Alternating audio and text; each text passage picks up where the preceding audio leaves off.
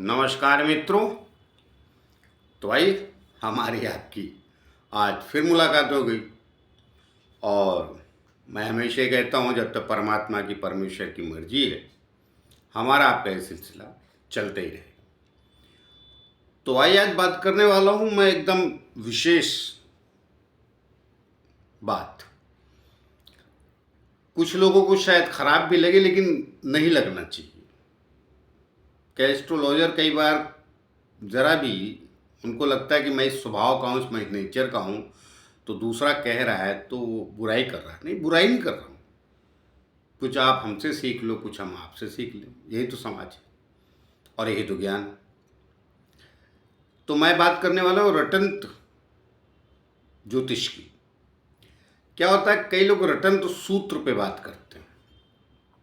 तो बोलने में तो अच्छे हो सकते हैं, आपने रट लिया, आपने बोल दिया, लेकिन वो सदैव लागू हो जाए वो सूत्र सही रूप से, ये आवश्यक नहीं होता है।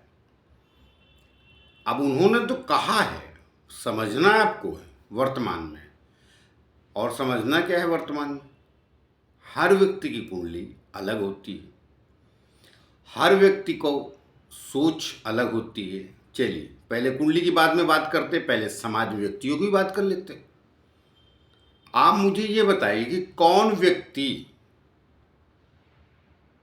एक दूसरे से मेल खाता है, और जो मेल खाने लगता है तो उनको तो कई बार लोग कहते हैं वो जय वीरू की दोस्ती जैसे हैं। मगर जय वीरू भी एक जैसे नहीं थे फिल्म, शोले फिल्म में एक गंभीर था एक चंचल था। मगर एक दूसरे को प्रेम करते हैं तो पट्टी वैसी खाती है। तो उदाहरण उसका देते हैं, किसी की शक्लें नहीं मिलती। तो इसका कारण क्या है, वो कुंडलियां ही हैं। कहने वालों शास्त्रकारों तो यही कह दिया, छठा स्थान खराब होता है, आठवां स्थान खराब होता है, बिल्कुल सही बात। 12वां स्थान खराब होता है, बिल्कुल सही बात है। तो अब खराब होता है तो क्या मतलब, वो कुछ नहीं देता, ऐसा तो नहीं। ज्यादातर दुख देता है। तो दुख क्या, समाज में भौतिकता ही ना कष्ट देती। तो आज मैं उसी बात करने वाला हूं कि आपका जो ग्रह बैठे जहां है, क्या वो, माफ कीजिएगा, क्या वो कहीं आपको जहां सूत्र बता रहे हैं कि गड़बड़ कर रहा है ये ग्रह उन स्थानों पे, मगर वो तो आपको ऊंचाइयां देंगे। उसका रहस्य तो समझना पड़ेगा ना वर्तमान में। और बीच के कुछ ऐसे हमारे ज्योतिषाचार हुए तो जो असली ज्ञानी नहीं थे। हर दरबार में राजाओं के, या मैं तो यहां तक कह देता हूं कुछ बादशाहों के भी दरबार में वो ज्योतिष में की नहीं कर सकते थे, मगर उन्होंने इकट्ठे कर लिए कुछ अपनी वो ज्ञान वृद्धि बताने के लिए या सामंजस्य। तो उनके दरबार में बैठे हुए तमाम लोगों ने लिखा है एस्ट्रोलॉजी, और वो सूत्र नहीं पक्के हो सकते। हाँ, हमारे जो पूर्वज है उसमें देखिए, पूर्वज मतलब पूरे पूर्वज, ये 1200-1300 साल वाले पूर्वज नहीं, उसमें भी कुछ लोग कमाल थे। और कई तो उनकी पुस्तकें बड़ी लुप्त सी हो गई, कई बार मिल जाते तो कमाल के जानकारियाँ मिलती। वो सूत्र वगैरह नहीं, उन्होंने जानकारी दी। अब उसको कुछ लोग क्लासिक बुक कहते हैं पुरानी पुस्तकों को। तो क्लासिक बुक मतलब क्या है, क्लासिकल सॉन्ग होता है, पुराना सॉन्ग जो व्यवस्थित था। क्लासिक का मतलब सिर्फ अंग्रेजी में क्लासिक कहा जाता है, हिंदी में सुसंस्कृत। तो वो जो विद्वान थे उन्होंने जो दिया है वो कमाल है। तो आइए आपको उदाहरण दे के ग्रहों का मैं आपको समझाऊंगा कि रटंत विद्या से काम, अर्थात रटंत सूत्र से काम नहीं चलता। प्रेडिक्शन आपका रॉन्ग हो जाएगा, हो सकता है बोर अच्छा ले क्योंकि आपने रट लिया। और मैं देखिए, हर आदमी का अपना अपना स्वभाव है, मैं कोई बुराई नहीं कर रहा हूँ, मैं अपनी बात कह रहा हूँ जो मैंने पाया है। मैं कई बार उपाय के बारे में बोल देता हूँ, कुछ नहीं होगा।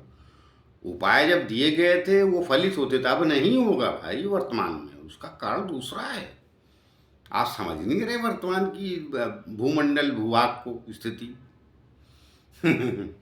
तो आइए आगे चलूँ, उसके पहले एक छोटी सी प्रार्थना और भी करता हूँ कि जिन लोगों हमारे चैनल सब्सक्राइब नहीं किया कृपया कर लीजिए, उससे हमें बल और शक्ति मिलती है जो आप लोगों के द्वारा ही आती है।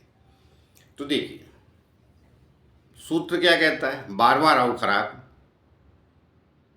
तीसरा छठा 11वां 10वां राहु अच्छा फल देता है। चलिए राहु से शुरू करते। तो क्या सबकी कुंडली 12वां राहु खराब फल देता है? 8वां राहु खराब ही फल देता है? नहीं, गलत बात है। मैंने तो कई ऐसे वीडियो देखे हैं जिसमें अष्टम राहु हो तो बोलते हैं ये भूत प्रेतों से संलग्न ऐसी कुंडली हो जाती है। बिल्कुल गलत बात है।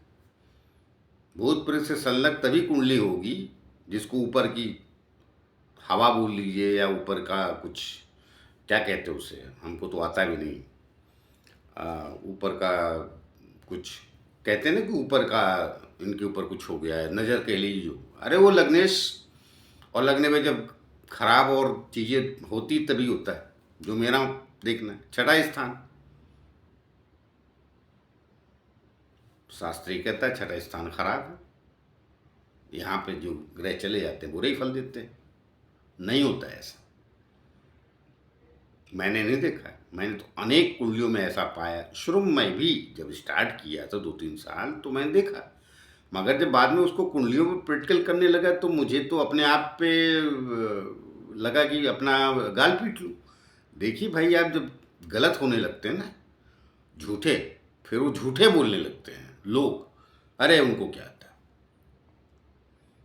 तो मुझे नए सिरे सोचना पड़ा। मैं सत्यता बता रहा हूँ अपनी।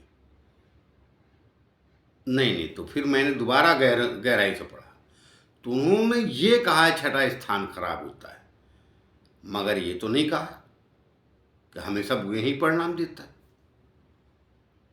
यहाँ बैठे ग्रह हमेशा आपको नुकसान ही देंगे, ये तो नहीं कहा। फिर कई जगह ये भी बोला यहाँ क्रूर ग्रह बलवान हो जाते छठे स्थान पे। तो अब क्रूर ग्रह कौन सा बलवान हो गया? तो आपको नुकसान देता है और बलवान हो गया। तो मैंने कहा ना, वो छठा स्थान योद्धा तो बनाता है। अब दिशा आपकी कौन सी मिलेगी बाकी कुंडली देखी, योद्धा देखिए चोर भी होता है, योद्धा विलेन भी होता है, और योद्धा अर्थात वीर, बहादुरी विलेन को भी लगती है और क्या बोलते उसको, हीरो को भी लगती है, अर्थात नायक को भी लगती, खलनायक को। अब वो छठा स्थान बलवान हो जाता तो क्या बनाएगा आपको, वो आपकी ओवरऑल कुंडली देख के पता चले। छठे स्थान को दोष मत दीजिए। 12वां स्थान कई बार बेइज्जती कराता है, ये बात पक्की है, मगर कई बार बहुत ऐश्वर्य भी दे देता है। तो बेइज्जती कहीं नहीं लिखा है 12वें स्थान से, व्यय स्थान लिखा है, वो व्यय कराता है। यहाँ जितने ज़्यादा ग्रह बैठ जाएंगे वो व्यय कराएंगे। तो आज की दुनिया तो बदल गई। तो व्यय क्या,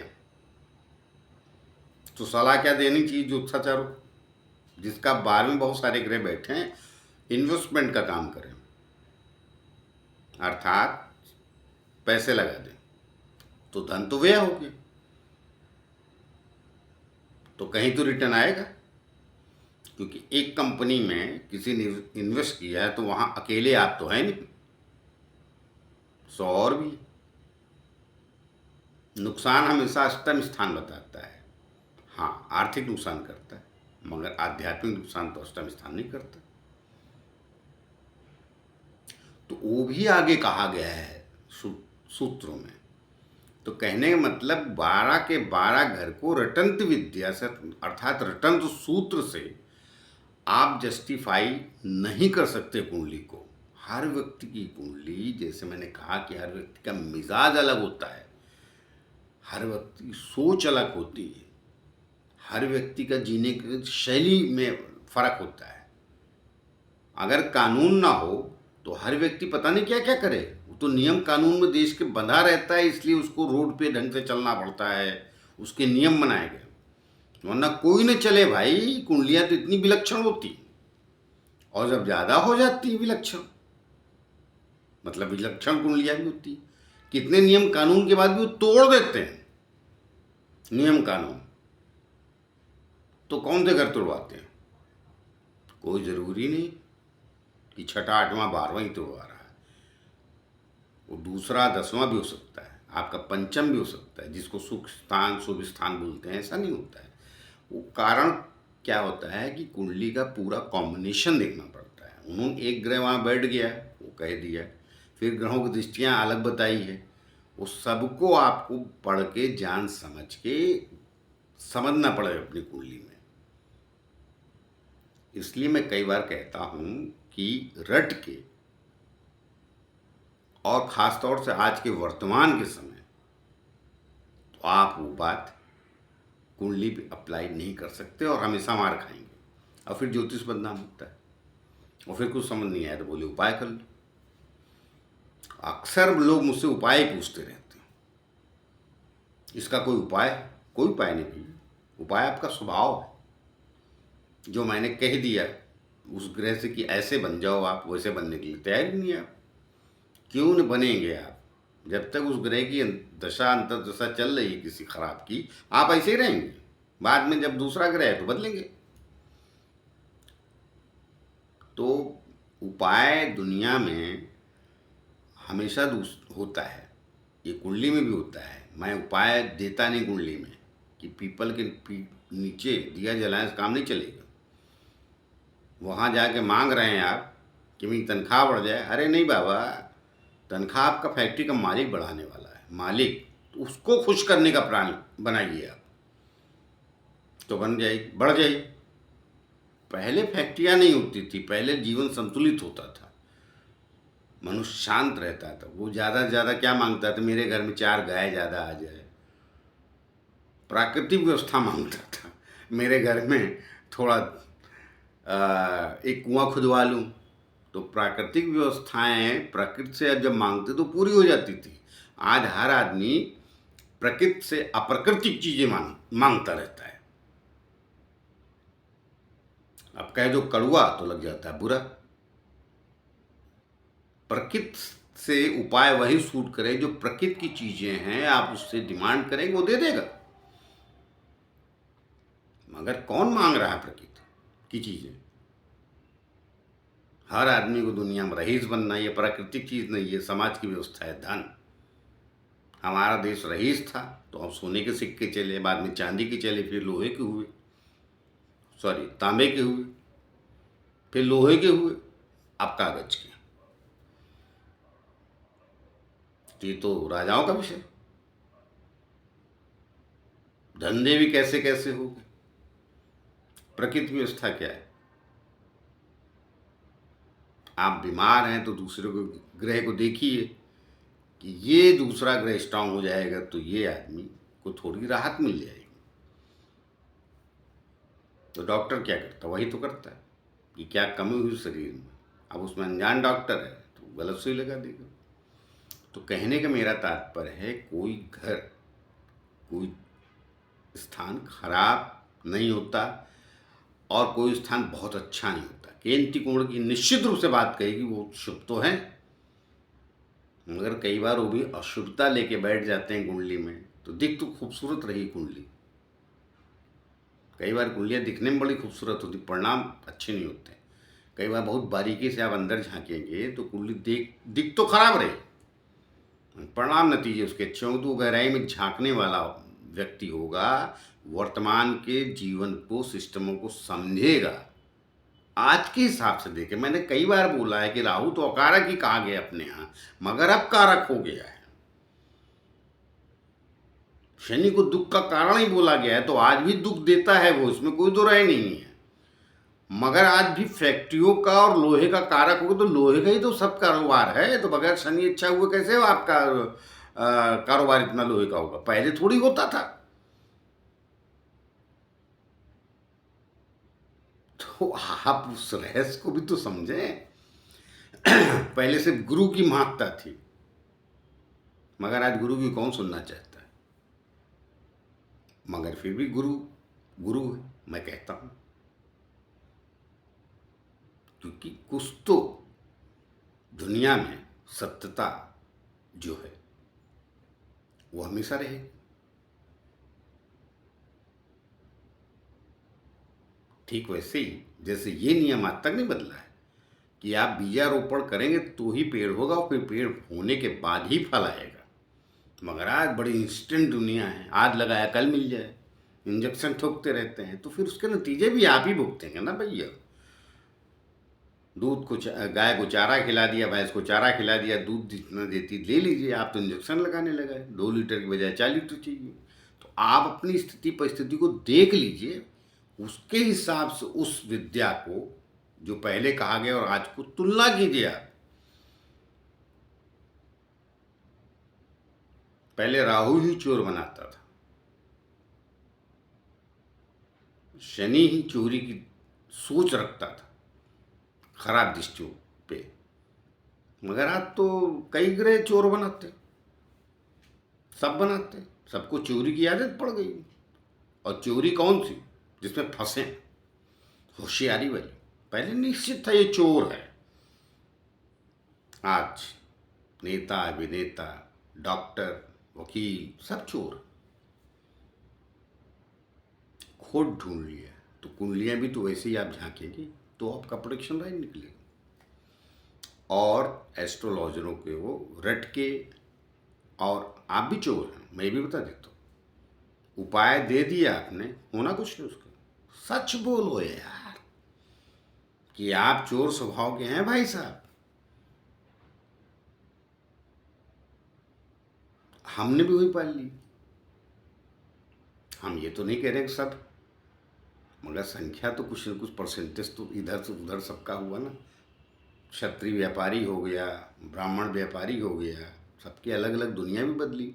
और जो कभी व्यापार नहीं करते थे जातियाँ, वो करने लगी। सब आए ना, अलग अलग बदलाव आया ना पूरी दुनिया में। तो वो ग्रहों शत्रु को भी उसी हिसाब से पकड़िए आप। इसीलिए क्या होता है कि कुंडलियों में दिखते तो वही ग्रह हैं, मगर उनके तत्व क्या क्या दिए गए हैं तो वर्तमान में अप्लाई कीजिए कि आपने तत्वों में क्या क्या बदलाव कर डाला। आपने तो जल को भी बोतल में भर दिया और बेचने लगे। तो आज की दुनिया को समझ के अगर प्रेडिक्शन करेंगे कुंडली का, तो मैंने देखा है कि वो ज़्यादा कारगर होता है। मैं ये कह रहा हूँ तो इसलिए सूत्र को रट के हर जगह वो अप्लाई ना किया जाए, शास्त्र को रट के वो हर जगह अप्लाई ना किया जाए। उन्होंने जो कहा है वो सही, उसके मर्म को समझिए कि ऐसा क्यों कहा है, तो आप ज़्यादा बेहतर समझ पाएंगे। अब कुछ को अच्छा लग मेरी बात अच्छी लग सकती, कुछ को खराब भी लग सकती है। कारण क्या है? ये भी तो बुराई हुई है। पहले हम ज्ञानी को ज्ञानी स्वीकार कर लेते थे। आज अगर आप में थोड़ा कोई खोट निकाल दे, हम में निकाल दीजिए, तो बुरा लग जाता है। तो मैंने ये अभी शक्ति प्राप्त कर ली है कई सालों से, खोट निकालने वाले तो खोट निकालेंगे, हम पे भी निकालेंगे, तो हम सहजता से उसको लेते। 2 मिनट के लिए मुझको भी बुरा लगता है, ये भी झूठ बोल देता हूँ, झूठ नहीं बोलूँगा, खराब लगता है, लेकिन तीसरे मिनट सहज हो जाते हैं। कुछ लोग तो उद्दंड हो जाते हैं, चुभ जाता है उनको। तो चुभा इसलिए कि ज़्यादा गलत हैं आप। सहजता नहीं रही, हमने जो कहा वही सही।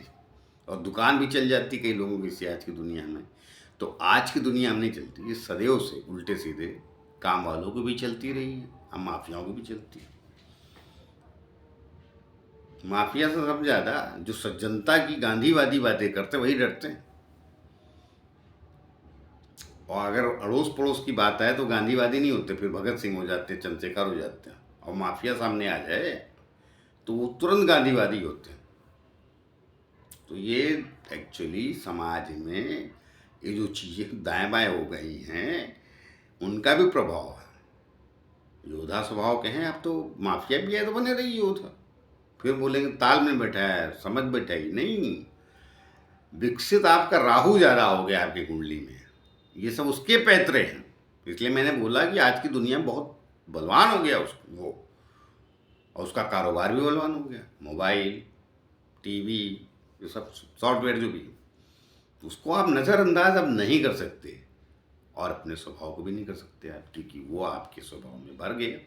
क्योंकि 24 घंटे आप उसी की संगत में रहते हैं। किसके? राहु के, गुरु के नहीं रहते। टीवी के साथ है, मोबाइल के साथ है, लैपटॉप के साथ है, तो राहु के साथ हैं आप। तो उसको सरलता से समझने की कोशिश करें आज के युग के लोग, और उसको मैनेज करके आप अपनी सच्चाई को समझें। आप जितने गलत है स्वीकार कर लीजिए, जितने अच्छे हैं वो भी स्वीकार कीजिए।